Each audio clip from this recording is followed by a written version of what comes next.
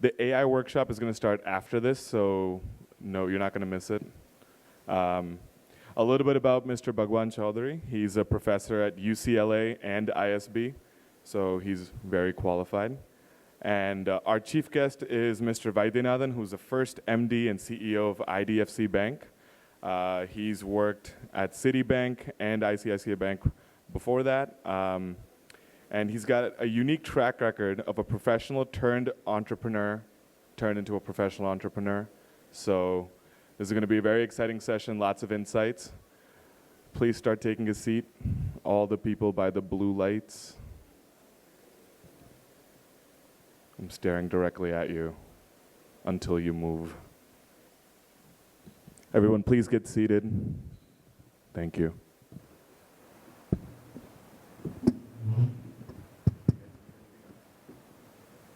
Very good, thank you.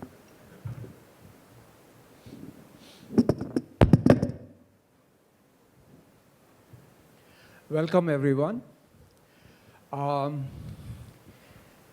I would like you guys, I want to give you a gift, okay? You already have a gift in terms of the speaker, but I want to give you a second gift. Are you ready for it? Okay. Take your phones and put them away for the next 45 minutes. Don't look at your emails. Don't look at your messages. Don't look at your Instagram. Are you ready to make a commitment? Yes? You will like it. And if you like it, try to do it for an hour every day. And then go to 2 hours every day. And then go to 3. I think you are going to like it, okay? So no messages, no looking. If you really need to sell your stock, you can always go outside and say sell. But while we are in this room, let's just try and listen, okay? Align ourselves a little easier, yeah. So it is a great pleasure for me to get to know, I'm going to call him Vaidyanathan because that's what he told me to do. So Vaidyanathan, what does your mom call you? What does your mother call you? I have a short name called Sundar at home. Sundar, okay, isn't that beautiful? Okay. So Vaidyanathan, Sundar, very welcome. I was reading about you. You were born in Chennai. I was born in Ajmer. And every summer, I took a train and went to Jaipur. You did the same thing. Every summer, when you had vacation, you went somewhere. Where did you go? Well, you know, we used to go only to Chennai. And that was our only vacation spot for practically all my school life. All your school life. Isn't that beautiful? How many of you have done the same thing, that went to the same thing? Let me see a show of hands. Okay. These days, kids don't want to do that. They want to go to Indonesia, they want to go to Singapore, but there is something very fundamental about... Well, the reason is also pretty straight, actually. I think in terms of financial capability, there was only that much, because obviously today if you go on a vacation, you need money for a hotel stay, you need money for travel. In our economic life that we lived at that time, it was good enough to go and stay at a relative's place. And because it was cheap. You didn't have to pay the hotel bill, you didn't have to pay for the food. And they were warm, so it's yes, both. Absolutely, okay. So that tells you something about humble beginnings. Now, you probably know that in 2017, he sold some stock and made immense amount of money. That's probably what you know. But today I want to take you to a journey long before that. How did we actually reach that 2017? And there was a lot of things that were going on. So let me start with the story first. You got into BITS Ranchi, and you didn't have a train fare to go. Can you tell us about that? First of all, Professor, let me start by saying it's my honor to be here with you today. And I'm also extremely impressed that appears to me you've done just a lot of work. I'm so stunned. I think all of you should give him a applause for that. I must also make one more disclosure that I was actually due to come and make a speech here today, and I had some notes written for all of you. Professor just got me to abruptly cancel that, and he said, I have some other tangent to talk to you. And now I can see the true colors of a tangent coming out. Now to your question. Yes, indeed. You know, I grew up in a small places of north of India, and the sort of places which would even not get newspapers on a daily basis. The last when I was there was in a place called something that most of the place would not know. I grew up in a place called Pathankot for many years, where there'd hardly be a newspaper. And yeah, I mean, then when we got the, I don't know how I got it, but I got admission to BIT Ranchi, and we didn't have the money, so I borrowed from an uncle. I borrowed from a maths teacher who gave me 500 rupees, and that was good enough to take me out there. 500 rupees from a math teacher. From a maths teacher, that's true. Isn't that a beautiful story? Isn't that a great story? I think I love that. And then you were, of course, anybody would look at your career and say, this is a great success story, worked at Citibank, went to ICICI, and did great things. So you were a very eligible bachelor, right? Everybody will say, Vaidya is a good catch, you know, he's doing the right things. But there's something important happened in 2012. Can you tell us about it? Something fundamental. You decided that you were going to quit your career, which was a successful career, and start something on your own. Tell us a little bit about it. That must have been daunting. Well, the thought did not come in 2012. The thought came in 2004 or 5. I had joined ICICI Bank in 2000 when ICICI Bank was it was not ICICI Bank, it was ICICI Limited, just starting consumer banking, and maybe had a 200 or 300 crore loan book. At that time, within 4 or 5 years, I saw Yes Bank and Kotak Bank getting bank licenses. So at that time, in 2004 or so, I started thinking, why don't I quit ICICI Bank and go to RBI and ask for a bank license? So in 2005, you were thinking about it. 2005, and while I was still thinking about it, by 2006, it was already time, and I joined the board of the bank, or rather, it was a very high moment of my life. Then that idea went away in cold storage for 2-3 years. Then 2010, I pulled out that old idea out of the stack and went after it. Okay. So 2012, and then in 2017, you sold, and then you met Raghuram Rajan in 2018, and you asked for a bank license. How was that? How did that go? Well, that was 2015, because this company actually was, I left, just for technical correctness, I left ICICI Bank in 2010. 10. And for You the bought first... the NBFC in 2012. Yes. Yeah. And the idea when I left ICICI Bank was that this was a small non-banking finance company. It had a retail loan book of 94 crores. And the NPA was rather high. It had a 5.5% gross NPA, 3.5% net NPA, and it had a real estate loan book of close to about 800 crores. So, so at that time, the idea I had was just following through the old idea. It was not a new one, but just a kind of risky one. Basically, I thought I'll buy 10% of this company and start financing small entrepreneurs. The idea was only to finance small entrepreneurs. I never wanted to give loans to the big boys. So we started giving loans of maybe $200, which is about 10,000 rupees to 20,000 rupees to small entrepreneurs by using technology. At that time, fintech term was not known. There was no... 2004, you're thinking 2010. about. 2010. We didn't call it fintech. 4 was the idea. 10 is when I actually left. Okay, so this is an important point, that these things take a long time. It took a long time. And 2010, we started financing small entrepreneurs. So we did not have fintech. There was no India stack. None of these things existed. So what we did was we gave out 20,000 loans by using certain judgmental criteria.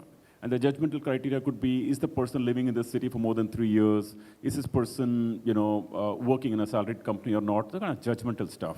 Which, by the way, you guys call alternative data these days, right? But, but no income tax returns.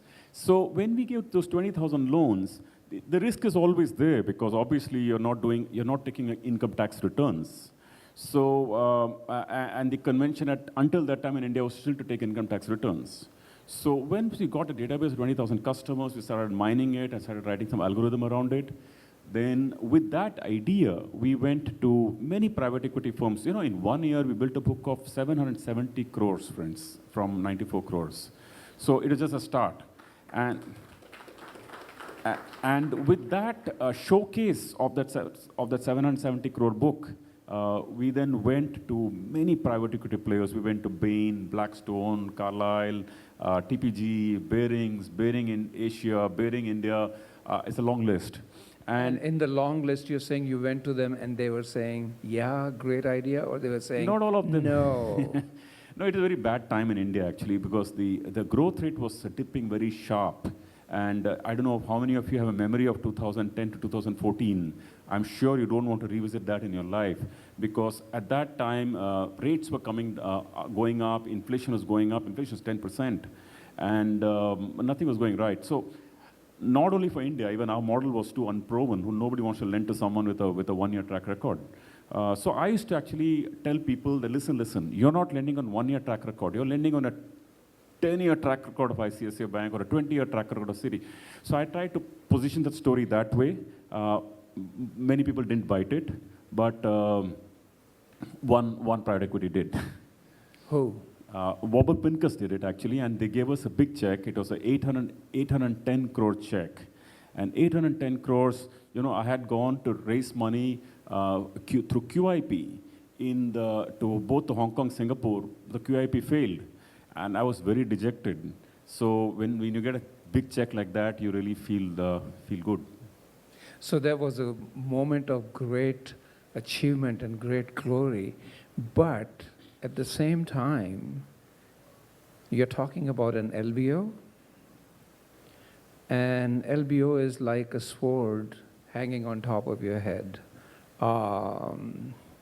Tell us what that means. This is a gutsy move. This is a bold move. I mean, it's not. We go to these conferences and people come and they talk about everything is great and so, but there were lots of ups and downs, right? You took a big risk, and that's what entrepreneurship is about. The fear of failure. Can you say something about that? Yeah, I mean, basically, you don't get money. It's as simple as that. So you start stepping out, and debt doesn't come up, and I think many entrepreneurs in this room, especially fintechs, may probably be facing it, whether they will admit to me or not. I know it.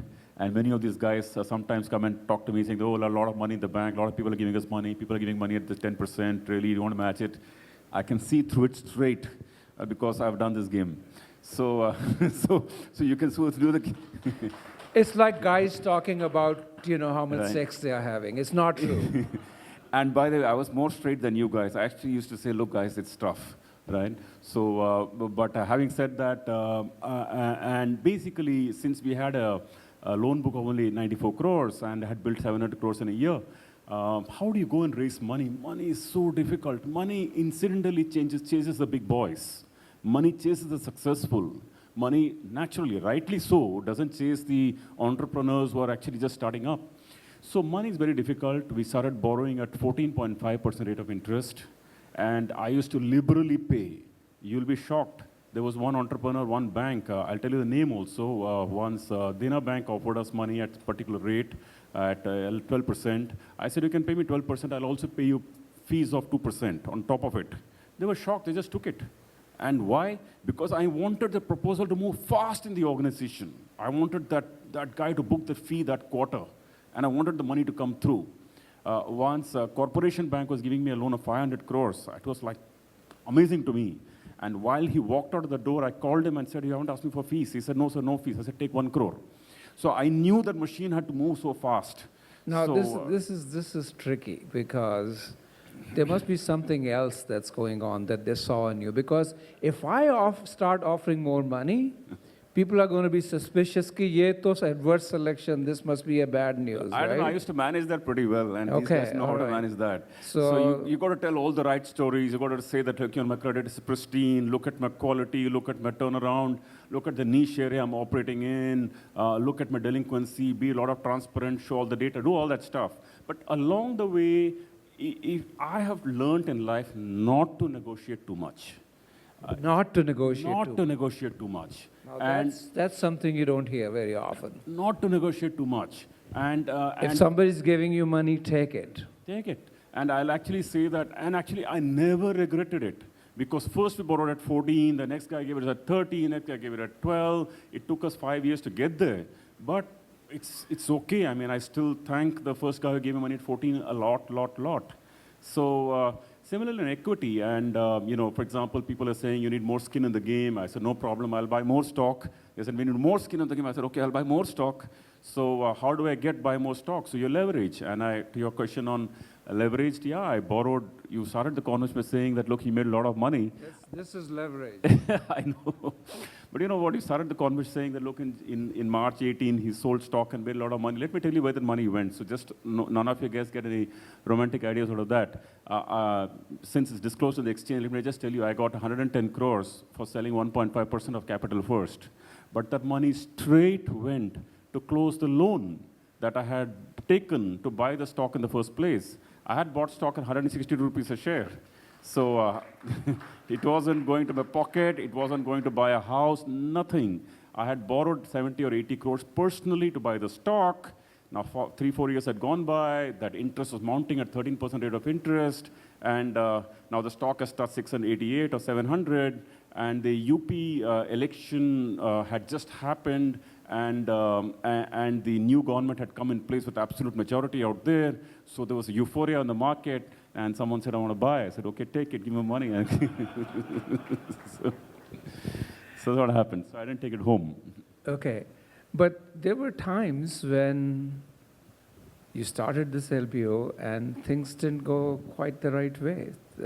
Prices started falling, and now you're leveraged and prices start to fall. We don't have to be a finance expert to know what that means. What happened to you? It's very hard, actually, and I mean, I don't know how unless you go through it, you can never empathize with this. It's like childbirth. Unless you go through it, you don't really understand You it. really don't. The women in this room. So, Okay. So you just can't, I mean, you can tell a story, but nobody can really feel it. Basically, you know that you bought a stock at 160, stock is quoting at 90, meanwhile leverage is climbing. It feels very bad. So, but I knew one thing, that So how did you tide that over? I pledged more. So I had a property, and I... You pledged your home. I pledged my home. So I pledged my home. That I had to do right in the beginning.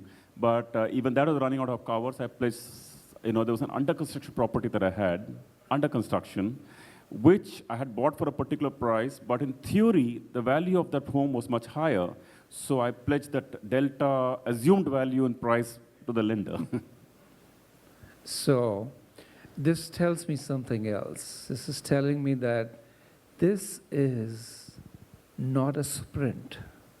This is a marathon. And I don't know how many of you know that he's actually a marathoner, a real one. You've done, what, 22 half marathons and about 12 full marathons? That's right. Is that right? Okay. Tell me, is there a connection between these two things? I have not thought so deeply about this, and I really honestly don't draw this simile. I just know that when you're running a marathon every year, there is something to look forward to, and just keeps us very fit. Okay, awesome. I'm going to soon go to you guys and ask questions, but I'm going to start with a couple of things, which is what these guys are interested in, okay? But before you go there, Professor, can I add one point to your previous question? Now, what kept you going is one of your questions which I didn't answer, and the second question I didn't answer is about Raghuram Rajan. So let me just take both of them. Okay, yeah, sure. Since I missed that. So the first one, what kept going? It may be true that I was leveraged by maybe 70 or 80 crores and I had to pledge home and all that. But while it was obviously difficult, what we were building at the core was fantastic. And that's very important. We were borrowing at 12 or 13%, we were lending at 21%. I knew there was a margin of 8 or 9% in what we were building. We just needed scale. We had three things we were looking forward to. One was what we were building was in a niche area. Number two, it had growth. Number three, it had return on equity. And therefore, I knew I was not concerned. I was only concerned for short-term liquidity. But I knew that if you pull this off for 4 or 5 years, this is tremendously valuable. Yeah, the So niche. to your question, I felt that this could be done. And not felt, I mean, I could see it building. I just needed to just bide time and I knew it would come out. So you knew in the long run This would pay off. this would pay off. It was a niche market. It was a market that wasn't served. In fact, many of the people sitting in this room today are exactly thinking that. They are not thinking about, or maybe I'm wrong. Are you guys thinking about disrupting the banks, or are you thinking about going to a market that banks are not touching? Let me see a show of hands. How many of you are here to disrupt the banks? How many of you are here to go after the market that is not being served? Okay, so a lot of people are in this niche market. So this is an encouraging example that if you believe in what you're doing, if you see the ultimate goal. Okay, now I must add one more thing to it. You know, we can be very focused on the long, but if we lose liquidity of the short, we're finished. So it doesn't matter whether you're borrowing at 12 or 13, as long as we know that we are going to play for long. I don't know how I got this wisdom, and nobody gave me this lecture at that point of time. But I can just say that it paid off to me by the spades, because I don't know whether I borrowed at 13 or 14. It doesn't matter, because I came out of it, right? Liquidity is more important sometimes than just getting the rates and negotiating the finest piece that we can get. yeah, and you didn't finish telling us about the Raghuram Rajan story. No, nothing. That was pretty straight, actually, since it's a very short answer. Right from the beginning in 2010, I was very clear we had to convert to a bank. And it was never my long-term vision in life to stay in NBFC forever. And I'd come from ICICI Bank. All I want to do is to start something, have an equity stake, and convert it to a bank. So by 2014 or 15, when this got shape and scale, maybe the book was about 15 or 16,000 crores at that point of time. I went across and had a discussion, explained what we do, and along the way I did pop the question saying that, can I apply for a banking license? So he was actually encouraging, and I was grateful for that. And he said, why don't you apply for a small finance bank? And the draft norms were out at that time. But I said, okay, I'll think about it. Is there any possibility of getting a full service bank? So the matter was in limbo for, it was the cold storage for maybe a year or so. By that time, this merger opportunity came with IDFC Bank, and then we made it IDFC First Bank. So all in all, it landed the way we wanted, but through a bit of circuitous trapeze jumping routes, I guess. So some of us are thinking that you betrayed us. You went to the other side, the dark side. Is that really true, or you're really committed to these guys? Tell us something about that. No, first of all, I say that all of you are welcome to join this side of the, and if you know what's good for you. You heard him, and we are videotaping this, right? Yeah, and if you know what's good for you, think like this all the time. Just try and figure out how we can get a banking license. I can tell you it tremendously helps. It happens when you try, and I was very focused about it. The second part, jokes apart, is that also that most of the people here know that we actually finance many of these people, and I know how it feels like. So there are a few people he's been financing here in this room. Is that right? Okay. All right. You can see so many hands going up. So, so really that, yeah, we do finance entrepreneurs. And I think that, frankly, same theory, that if they're fundamentally lending to a good segment and they have good governance and, you know, it's not that I'm willing to throw money, but certainly we want to see a few things in them. And what is that? What do you see in them? what do we see in them? Usually that, first of all, is a good governance, because bad governance can take you down, the best of models. Secondly, sometimes people are transparent. When you say good governance, dig a little bit more. Are you looking for character, or are you looking for See, I try, institutional? Are you looking for structure in place? What do you it's mean? both actually. I try to meet the person and get a sense of you know, the feel we get from the discussion. Secondly, institutional support, I'd say definitely helps. Third is what segment they are in. If someone were to say, look, I'm into real estate financing, it doesn't matter how good you are, honestly, I can't lend to you because I know the underlying is a problem. Fourth is transparency. If people come and say, look, my delinquency is 5% or 6%, I say, it's okay, it doesn't scare me. I've lived that life. If, on the other hand, people try to, Hide it. Yeah, I mean, then you know what's going on, because you can't beat me in trying to figure out what's going on here. So I think most people know that. So be honest. Lay all your cards. So say as it is, and I'm happy to finance. Yeah. Okay. So tell us, these guys who are sitting here, what advantages do they have in the world that we have right now? Actually, they have many advantages, according to me. First of all, I think compared to any other industry, this whole industry is entrepreneurial. It's a very big thing, because everybody here is entrepreneurial. They are an entrepreneur or they're entrepreneurial, and that is so very different from being in established institutions where your promotion or salary or all that is assured, or if a state-owned bank where your job is also assured. It's just so different than that. So when they're entrepreneurial, I have a belief that they will twist and turn, but they will find solutions to the problem because their life is at stake. It's a big thing. So you're saying it like it's a positive, but the fact of the matter is that they can't sleep at night. Did you go through that? Did you go through sleepless nights? Did you worry that you might fail? Yeah, you do. In fact, at one time I even cried. So, okay. So how many times have you seen men admit that they cried because they were afraid? Because I thought I did a bad move, and I almost pictured, man, for 3 years ago, I was sitting on a big chair, and life was so great, and now I'm having to run after people and ask for money, and people giving me. The worst was when one bank, which I knew very well, it's not the bank I worked with, another bank, I'll not name them publicly. I applied for a loan of 350 crores with that bank, and I was willing to pay 11%. And I waited, and all nice talk. Finally, I got a sanction letter which said that we're sanctioning 50 crores. It felt so cheap. And 50 crores with a rate of interest of 14%. That too, if you give us priority sector as security. I said, man, this feels like hell. So I think I felt very bad that day. Okay.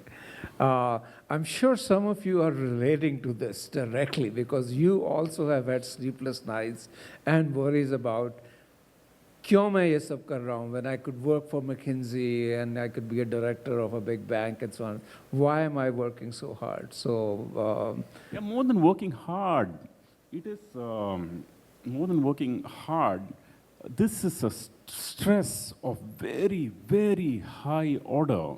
There was a time when because it's not just your life. There are a lot of it's people's your life. lives. You've hired some 300, 400 people. There was even one occasion. It's unbelievable that I even thought about it like that. I saw once a liftman who was taking me up after a very hard day, and I looked at the liftman and said, man, what a peaceful life he's living. he's a liftman, and I saw what a peaceful life he's living. Then I saw the gym instructor, who was helping people lift weights. I said, man, what a peaceful life he's living. He's just lifting weights and giving to the next man. And I'm so stressed. Life is mad like hell. Asset liability issues, money is coming up for due in the next 1 month. You don't have the money to pay the bank. You can't default. Obviously, that will be hell, and that's the end of the story. this feels like really hell. And in fact, there was some other issue in a regulation sense when big loan went bad. If it's news, it's bad news. If it's no news, then you know you're covering up. And either way, it's bad. So, it is a hell. So when I look at all that, I feel, I mean, when you come out of all that and you come through it, it feels okay. So what do you do? How do you deal with this kind of stress? Do you meditate? Just give us a bit insight what happens at home when you're going through this stress. Well, you know, my family, of course, tells me these terms like meditate and all that. Or something else. Or something like that. No. My wife tells me, by the way. So, but honestly, I never did that. The way I deal with these things is that deal. Think about it all the time. Even if you wake up at 6 o'clock in the morning or 3 o'clock in the morning, you think about the problem and think about the problem all the time. This becomes an obsession to solve that issue. And it solves. Because I feel all these terms like, switch off for a time and, life becomes better. I feel these are theoretical stuff being done by people placed in good multinational organizations and all that.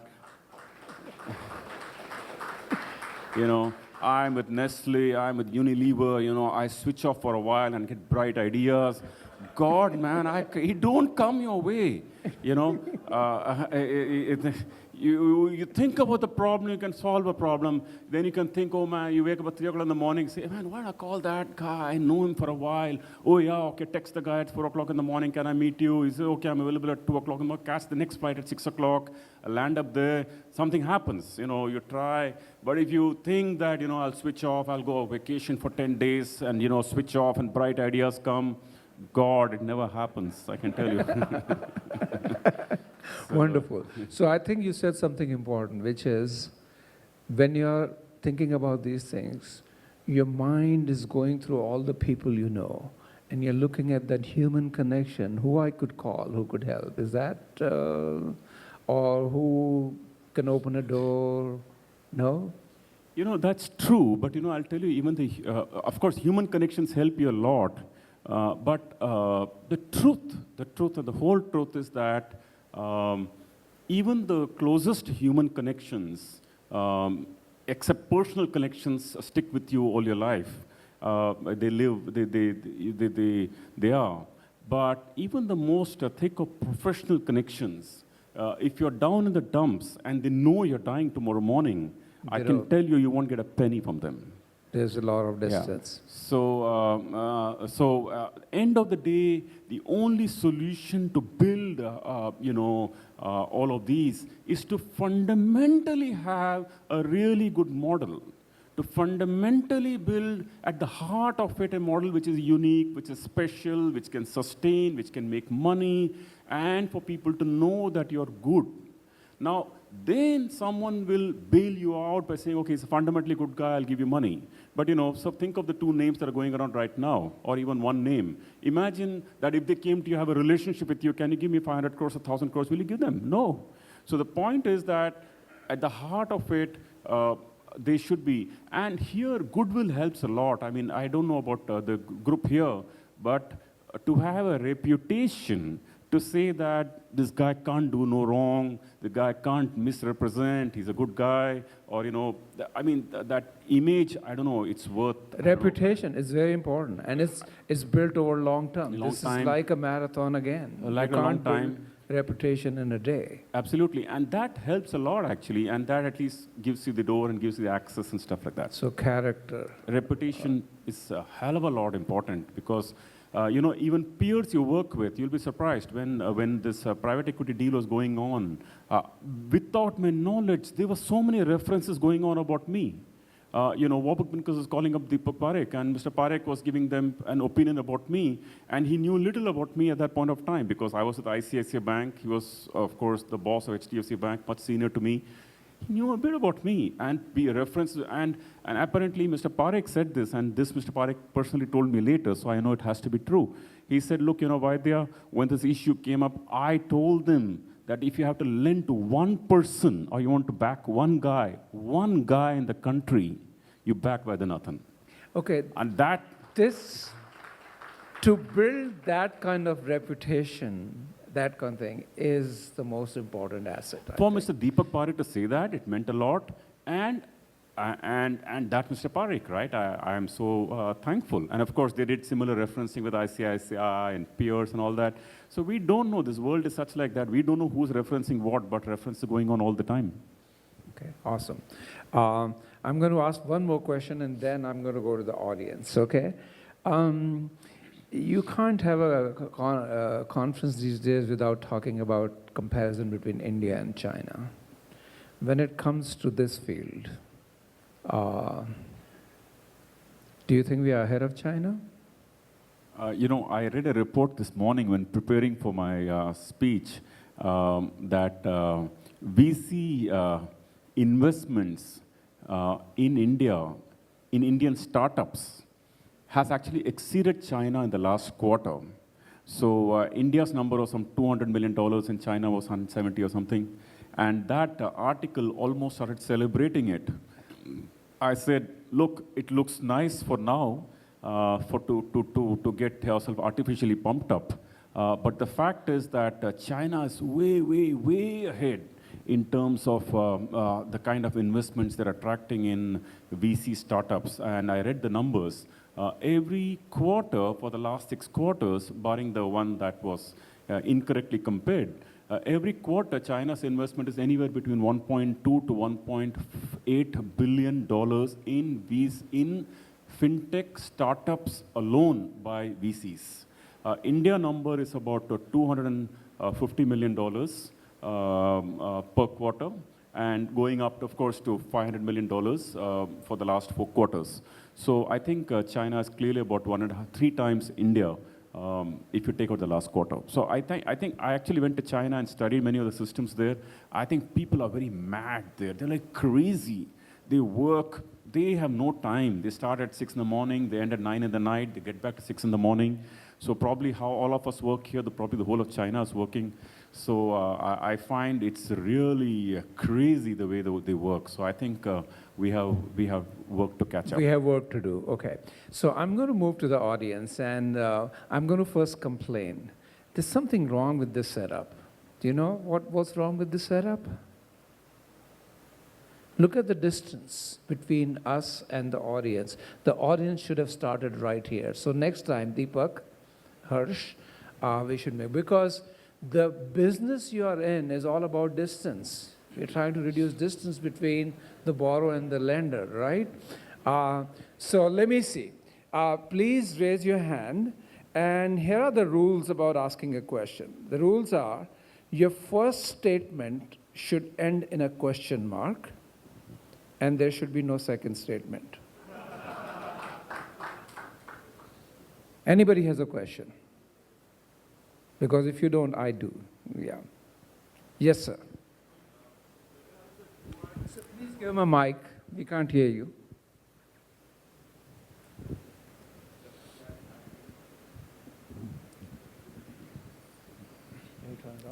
But halfway through the speech, Professor, let me just say to you on behalf of all of us, you're doing a great job.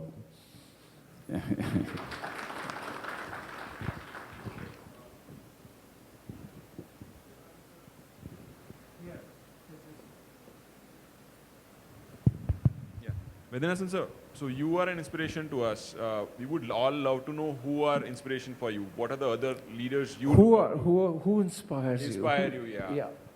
What are the other leaders you look up to in your life?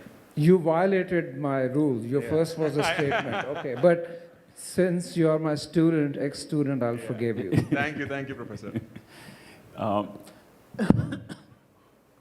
See, a lot of people who are successful people who have made something out of sheer grit and entrepreneurial drive, those people inspire me. I never get, honestly, I never, not today, not ever, got excited by rich people. And you will never see me running around rich people to shake their hand, ever. not today, not ever.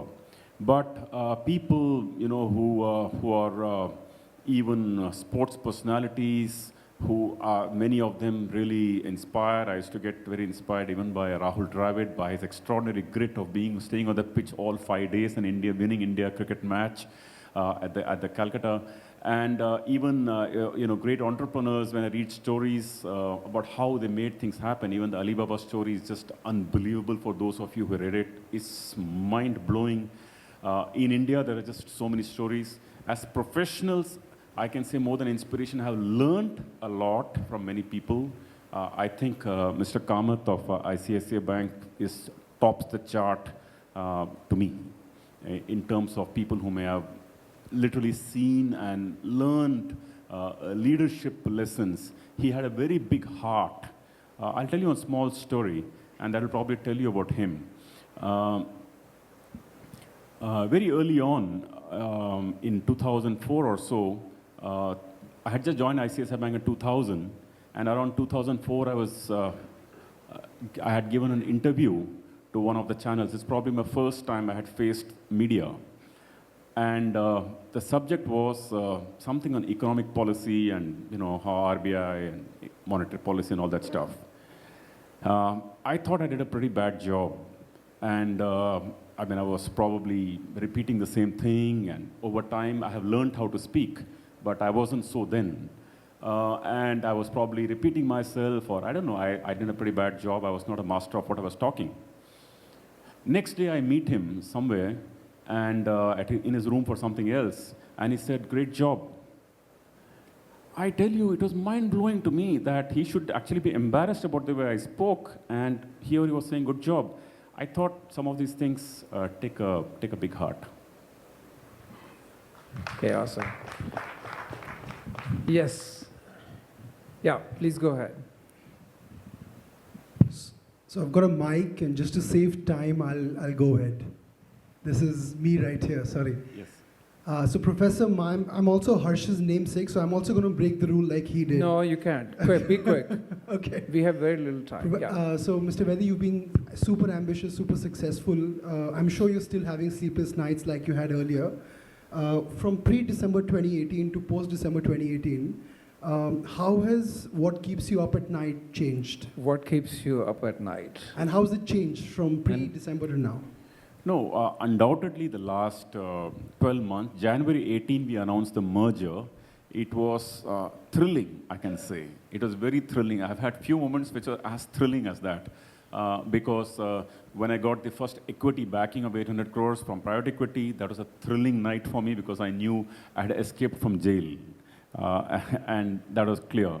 You're calling it a merger, but you actually took over. No, I'm taking you back in time. I'm saying 2012, when I got the private equity. Oh, yes. I thought I had escaped from jail because I knew that, my time was up or my cash was running out.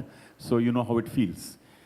Second thing was in 2018, when we announced the merger, again, I was very thrilled because I can't call it ambitious. I don't know whether I'm ambitious or not, but certainly I was focused on the goal of getting a bank license. So when me and Dr. Lal met for 3 months to seal the deal, and he had his wish, I had my wish. We put it together very fast. My old style of not negotiating. We just quickly did the deal and announced it very thrilling. Now, to fast forward the question, that 1 year, we had to merge the two institutions. I had to prepare for the merger and to figure out what is going to be the leadership team to stay, what's the strategy and all that. To your question, 18 is when we announced it. So 18 to now is the real merger in action. Now, yes, it is very busy. There is literally no time. I have cut out all pleasantries if I could. If someone says, I want to have a cup of coffee with you, I say, aise mat bol, I don't have time for coffee. To kaam ki baat kar. If you say, I want a funding line of 100 crores, I can call you right now. If you tell me I want a cup of coffee with you, I come some other time. So I tell people, boss, I prioritize my time. I just tell people I have this much limited time. Now talk to me quickly, come to the point, talk to me. So I have been very focused in the last 1 year with my time. And number two, yes, merger challenges. There's a large wholesale book, there's a retail book. There are a few troubled accounts we had, so we had to disclose that to the media proactively for governance purposes. So we're dealing with those things, but honestly, these things don't bother me at all. Again, like the last time, I am looking 5 years ahead. I know what we're building is going to be amazing. I believe what we are building in this bank will be amazing 5 years from now when you look back. Then you take the small bumps and keep moving. Okay. Now let's go to the gentleman there, yeah. Mr. Vaidyanathan, which task you personally find more challenging? Building capital first or taking the combined IDFC First Bank on the next growth of journey? Especially given the scale is different, the market has evolved a lot, economic conditions are different.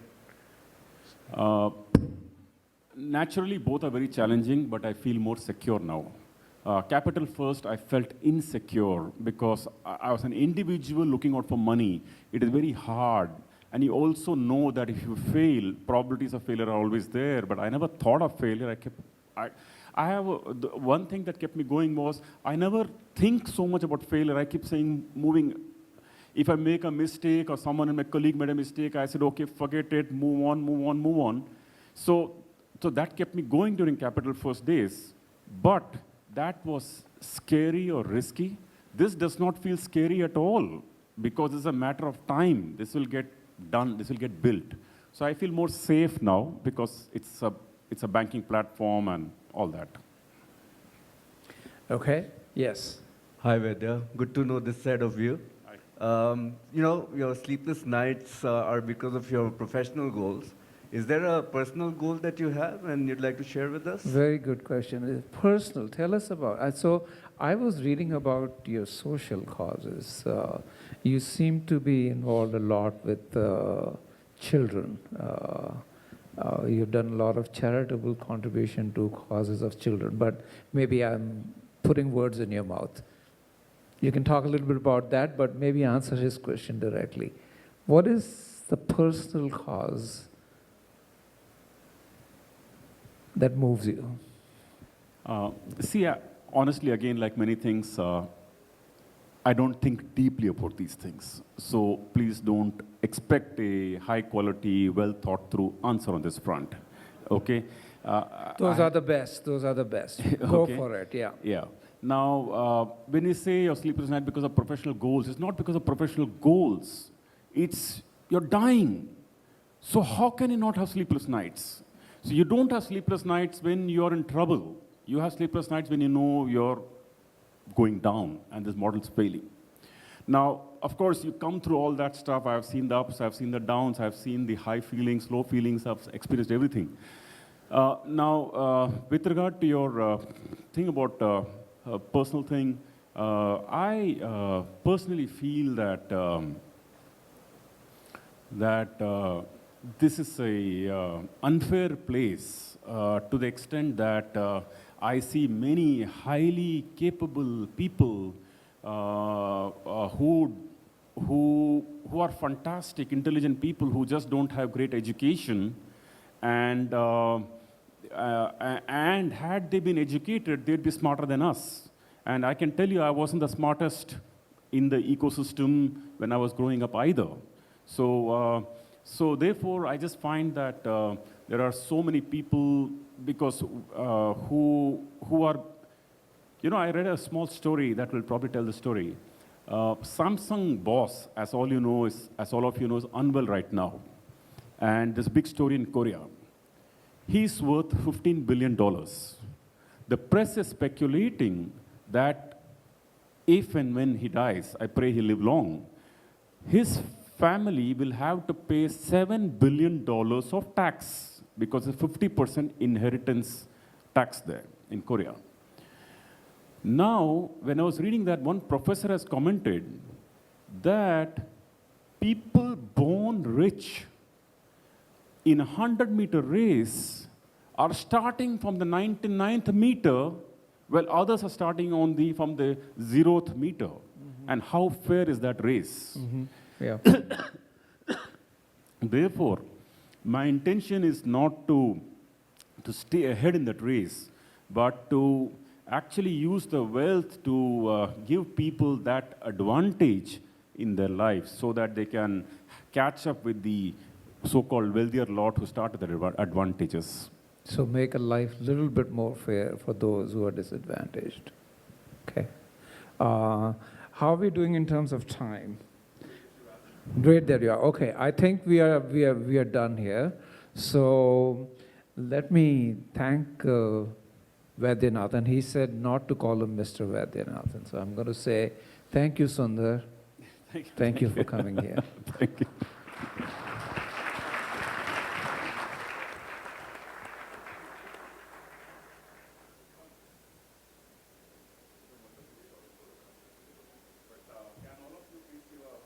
Gentleman out here, I thought he did a wonderful job.